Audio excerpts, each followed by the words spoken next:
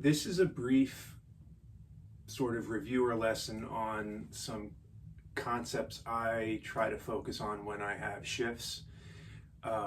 One thing that a lot of us deal with on the bass is not having super clean shifts or not having a legato shift.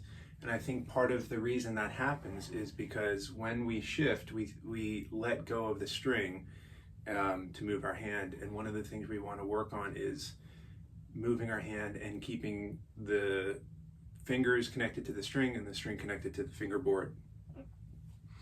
So I think one of the things that I like to start with is sort of an unpitched glissando. I'm not really worrying about playing anything in tune, not my starting note, not my ending note. I just want to see if I can comfortably shift the full length of the fingerboard.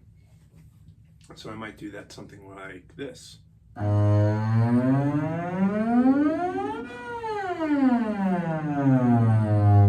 there's a number of things to think about when we do that. Number one, you got to pick which finger you're going to do it on. And in my own warm-up and practicing, I probably would do it multiple times, maybe 2 or 3 times on each finger, first, second, and fourth. And of course, when we do the fourth finger, as we get up towards the heel into the transition period, then we have to switch from fourth finger to third finger. And when we go back down, third finger, back to fourth finger. And make that feel really smooth, make it sound really clean. My bow, unfortunately, is a little bit out of camera, but we also want to make sure that we're keeping a good contact point. And as we're shifting higher, the bow is also going down closer to the bridge just a little bit. I don't want to give the impression that these are original thoughts of mine. These are things that I've been collecting from other teachers and resources over the past 15, 20 plus years. I remember finding PDFs of photocopies of things that are in people's handwriting on the internet back when I was in college. So these are certainly passed down from some of the great bass teachers in the U.S. and around the world. So if we take time to practice those shifts on each of our fingers, first finger all the way up and down, second finger, and then fourth finger transitioning to third finger, and third finger transitioning back to fourth finger on the way back down, we can focus on our balance and our posture, making sure that we're keeping a really good connected sound, making sure that we're using good bow weight and good bow distribution. If we move the bow too fast or too slow, then the sound isn't clean. So there's a lot to think about just in that sort of unpitched glissando exercise. And then a step beyond that is to practice things like the vomit exercises, which hopefully you're familiar with what those are.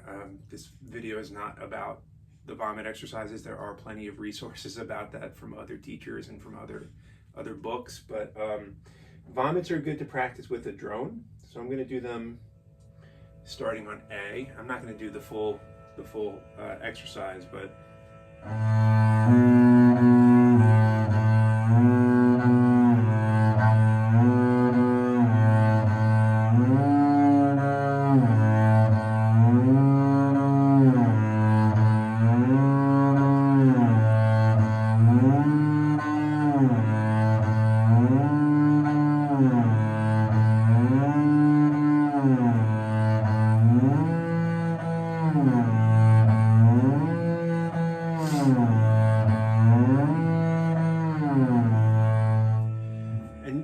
the idea here is that we are purposefully glissandoing into the note so that we can hear how those adjustments are made. So if we're going up into the note, we want to slide up into it until we hear the overtones lock in place, and then we stop. And if we're coming back down, same thing. We want to slide down into the pitch until we hear the overtones lock in place, and then we stop. And I did it too fast. It's the first thing I'm playing today, and I'm definitely not warmed up, and the intonation was not as good as I would like, but I think that's fair to demonstrate rather than me editing and rehearsing a video. This is totally unscripted. But slow that down, play it slower than I just did. and use a drone. Now, when we are translating this into something like scale and arpeggio exercises, where we're not playing each interval off of the root the way that we do in the vomit exercises, we still want to keep the same concept. We still want to make sure that we are staying connected into the string, and when we're shifting, we want to allow for a little bit of a sleight of hand. So I do think about, when I'm shifting, I do think about glissandoing into the note. Hopefully I'm just doing it in a way that it's not perceptible. That's why I call it sleight of hand. I'm aware that it's happening, but the listeners and the audience might not. So for example, if we do the key of F, I'm going to use some fingerings from the George Vance book, Vade Mecum. Great resource if you don't have it for scales and arpeggios. I'm going to do fingering number 1, which is on page 18. And I'm also going to use a metronome. So I've got my drone on F, I got my metronome, I'm going to go nice and slow. Truthfully, in my own practicing, I probably would start with half notes or even whole notes, but for time's sake of the video, I'm going to just do quarter notes. But start slower. This is 60 beats per minute.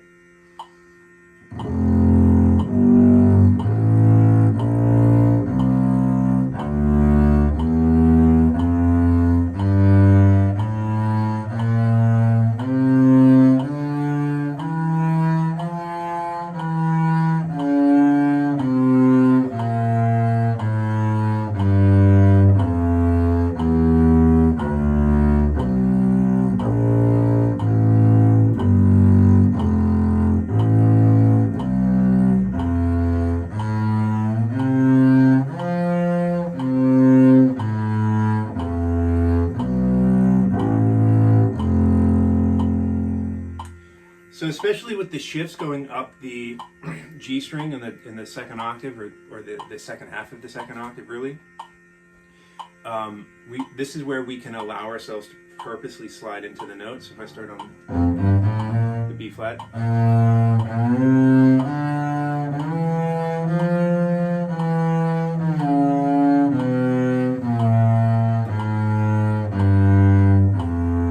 doing those glissandos in a really obvious and dramatic way can be a way to ensure that we're staying connected to the string.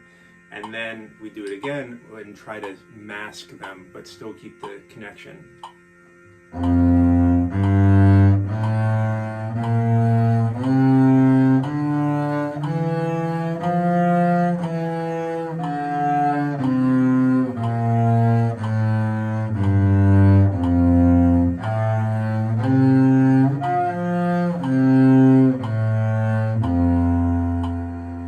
And a really good way to test yourself to see if you're really keeping that connection strong is to slur through those. And there's a whole number of slurring and bowing variations, and we're not going to go through them all. They're in the beginning of the book. You can use some of those, or you can just make them up. But there's a lot of possibilities here.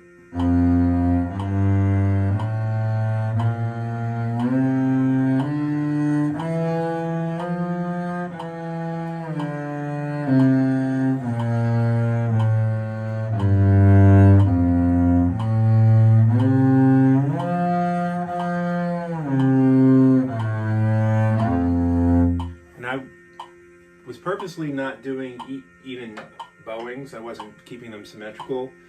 I was just playing what sort of felt right or felt good to me.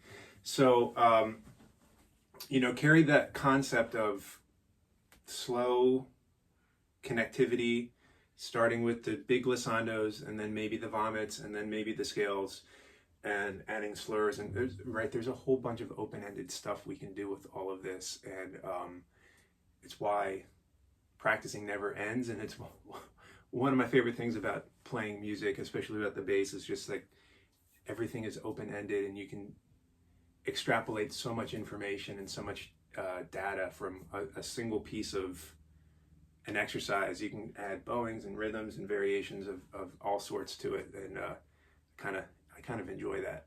So anyway, We're hitting the 10-minute mark on this video, so I think that's plenty long. I apologize for it being as long as it is. And good luck and happy practicing.